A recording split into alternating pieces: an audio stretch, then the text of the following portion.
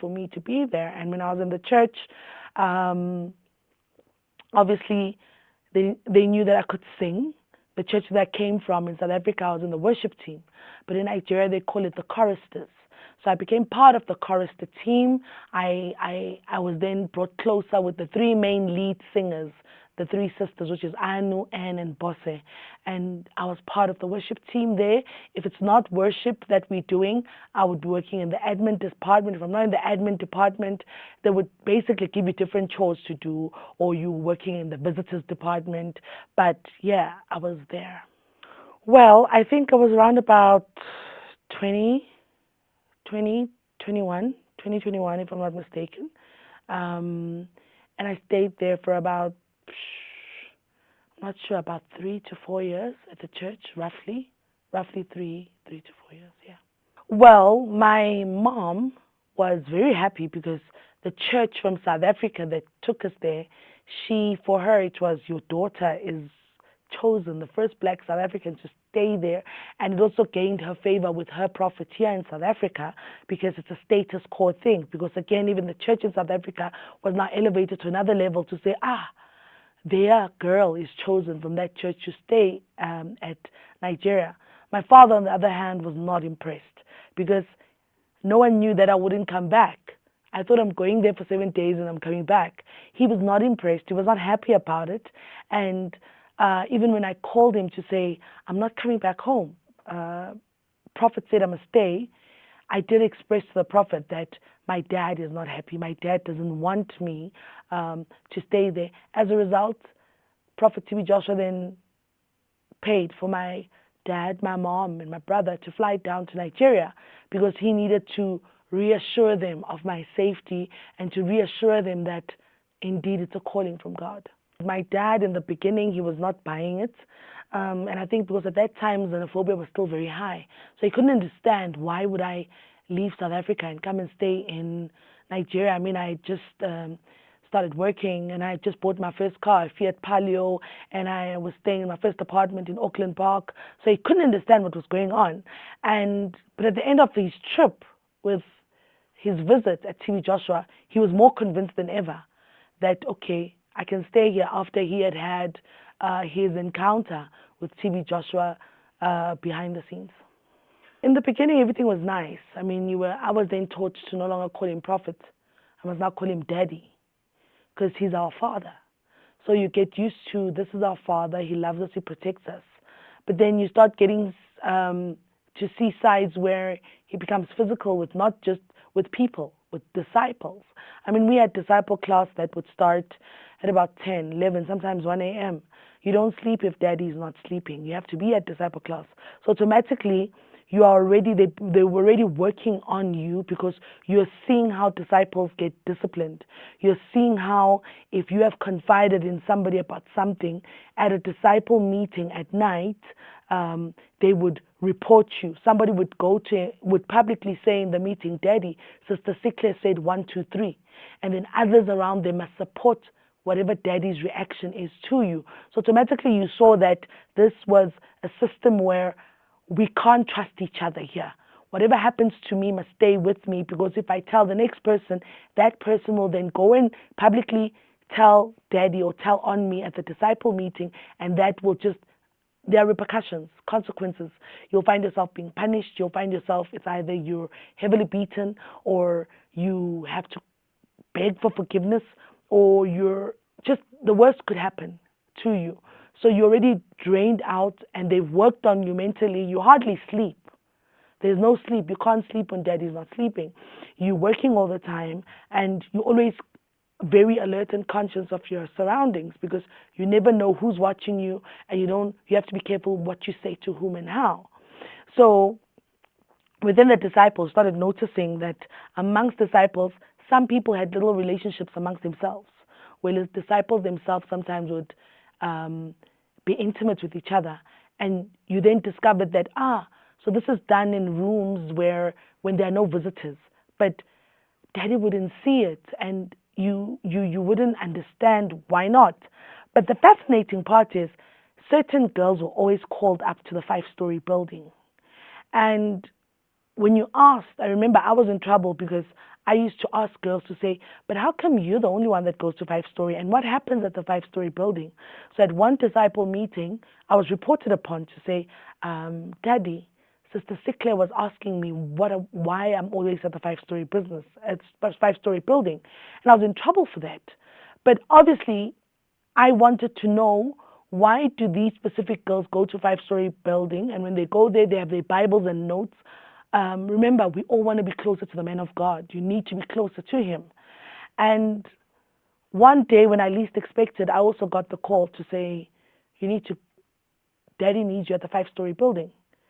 And I went up to the Five Story building, very excited, eagerly awaiting be to see or experience what other people experience there. Because, I mean, you think that you're getting closer to heaven. I mean, maybe he's praying for you. Maybe he's going to give you more Bible scriptures. You don't know, but it's a status quo kind of thing. And lo and behold, you walk into Five Story, and then there are the Five Story boys there. These are the boys that looked after him completely. And as soon as you get there, he dismisses them off, and he just looked at me and he said, "Oh yeah, Sihle, take off your pants."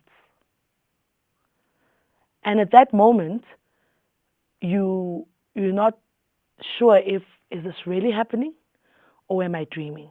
Like, your mind is twofold and everything. But at the end of the day, you end up submitting to what he says. And he has your way with you. And when he's done, it's as if nothing happened, and he asks you to leave. It was never consensual because, as I say, you walk in and he says, take your pants off. And remember, you've already been worked on and broken down to a point where you don't have the capacity to think for yourself anymore. Anything you believe that's right there is what is said by Daddy. If Daddy said, it's true. So it was not, I can't say it was consensual. It happened. And you come out of it, and then he will tell you, now you're spiritually connected to me. And he looks you straight in the eyes and says, now you're spiritually connected to me. You're spiritually with me forever. So for you, it's a mind over matter kind of thing, because once you leave there, there was a sister called Bisola. She's also in the documentary. She was his pimp. And once you leave the Five Story, for some reason, you would bump into her. And immediately she'd give you a chore to do. She'd basically monitor your behavior after the experience as to who you talk to, what are you doing. So automatically you kept so busy so that you literally don't even have time to tell anyone. But at the same time, who would I tell? Because already you've been introduced to the system of seeing how, when you report, or I mean, when you tell somebody something, that night you're going to get reported and you're going to get the punishment that comes with it. The worst punishment I got, I was chased out of the church to sleep in the car park. Now, the car park is attached to the church building, but it's an open place, where they called it a car park because that's where his ambulances and cars used to park. And I was made to sleep there for a month because I was told I'm rebellion, I'm very proud, and I needed that. That was done so that it could kill the flesh, it could kill my pride, because they said to die when your flesh is dead. You need to die unto Christ your flesh needs to die for Christ to resurrect in you. So I was in the car park for about a month, where and disciples are told, if somebody is being disciplined, you don't talk to them. You have no relationship with those people. You leave them at the car park like that. The only thing they do, if somebody gives you food, they give it to you secretly, because they can't publicly be seen to be talking to you, having anything to do with you. That's the worst form of discipline I received. I mean, you're at the car park, and the only time you would pray for is for Daddy to walk past, because sometimes there were so many entrances, so many passages within the synagogue. So when you see him walking past the car park, you would literally run to him and plead for mercy. Daddy, forgive me, because you want to go back in. You want to go back into the system.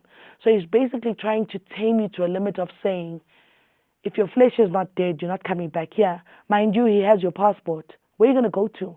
Because they keep our passports. Personally, I've been talking about not just my abuse at the hands of churches, pastors, and the religious sector. Because the abuse started in South Africa at this church that took us there. Because at that church, I was chosen yet again, and I was staying in the mission house. So this pastor, same modus operandi as TB Joshua, but TB Joshua is on a higher scale because TB Joshua is the spiritual dad. This pastor had a mission house in Parktown where he kept young girls that he chose. And this is where we saw the worst atrocities ever that were happening to young girls. And I started speaking from then. But the more you speak about, oh my God, this is what I saw, this is what happened, that is when you're being silenced. Because then they would say, it's not you, it's the demon in you and you need deliverance. It's the devil in you speaking, you need deliverance. You know? And then when you get to Nigeria, the same thing happens. So automatically you think, okay, this is how life is. And unexpectedly so, you still get shocked because you're thinking, but this is the godfather of Christianity. This is the man close to God's mouth. Why would he then do this also? So I've been talking, but people were not listening. When it comes to TB Joshua's ordeal with me, it's funny how when we had a reunion with the victims, we all, for the first time, started speaking about that TB Joshua actually sexually abused us when BBC approached us to say it's a safe space, we've been investigating, you need to tell your truth. All along, most of us would just say no. It was just an unspoken truth that disciples would amongst each other, and that's that. Because you feared to actually say TB Joshua did, because we saw how when Sister Bisola went out and publicly said TB Joshua did this to her, how he ostracized her, how he sent people to want to kill her, how he smeared campaigned against her. So you were scared for yourself, for your life, to say, I'd rather talk about everyone else but keep him clean, because we knew that he was capable of more and you were afraid. Until you've walked in my shoes, you will never understand. Hang 10, the trauma that Sihle Sibisi grew up under, the trauma that she's been subjected to. Hang 10. Have you ever took time out to find that maybe, possibly, this is a woman who's been hurt and she's going through the most and she's now on a healing journey, and that is why the foundation was born. Kwanele Foundation was born during the time of COVID because there was no one around. Everyone was locked down in the houses, and I had to face myself and introspect to say, Sihle Sibisi, why? What happened to you? What happened to your life? And that's when I had to face the reality of the church hurt that I was exposed to from the age of 16. And that is when Kwanele Mfundisi started. In the beginning, it was called Kwanele Mfundisi, trying to say, this is what I went through at the hands of pastors, churches, and the religious sector.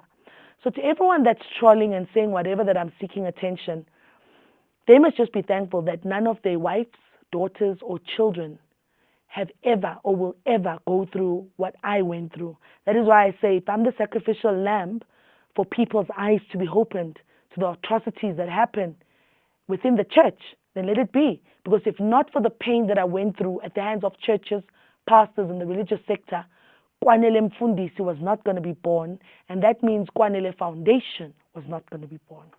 Have I received threats? Personally, no. It's just people who will just comment and write whatever they feel they need to write on social media.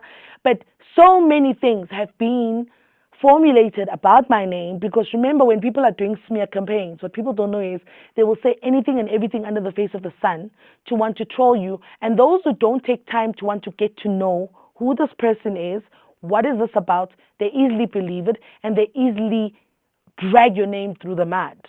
So am I getting threats personally right now? I haven't heard of any, or maybe I haven't received any, except that I'm seeing on social media where people are just writing whatever that they feel they want to write and saying whatever that they feel they want to say. But I'm glad that the documentary happened. And for me, it's vindication on my part, because yes, if you say Sihle Sibisi has been lying all these years about TB Joshua, so are you saying everyone on the documentary was lying also? Do I fear for my life? Personally, I don't. I won't say I fear for my life right now, because my conscience is clear. I've done nothing wrong except amplifying my voice about the traumas and the pains that I've been through. Maybe I would fear for my life if I was creating stuff and walking on people's toes, but if I'm going to speak about my traumas and the pains that I've gone through, surely there's someone who's watching or listening to this who can somehow relate to the traumas I've been through, and they can also find the courage to speak out. Do I fear for my life as I sit with you now? No, I don't. I'm just sad for my son and my daughter who they know the truth. With the TB Joshua story, I've been telling them. They were previewed to when BBC was in South Africa when they were interviewing us. They were previewed to all that information. But I'm just sad for them on the level that my kids are old now. They can read and they are seeing what's happening on social media and YouTube and what people are saying. For me, is it healing after the documentary? Definitely healing, because for the first time you're able to own that part of your story that you were so afraid to talk about. That even me too. I also went to Five Story. I also went to the Prayer Mountain, and he also had his way with me. So you're able to own that story now without fear. So now it's opening up wounds, and you have to relive this pain now, where you're reliving all of this. So yes, it's a journey of healing. Am I happy that he died before he could give his right of reply? No, I'm not. But at the same time, you ask yourself, what would he have said?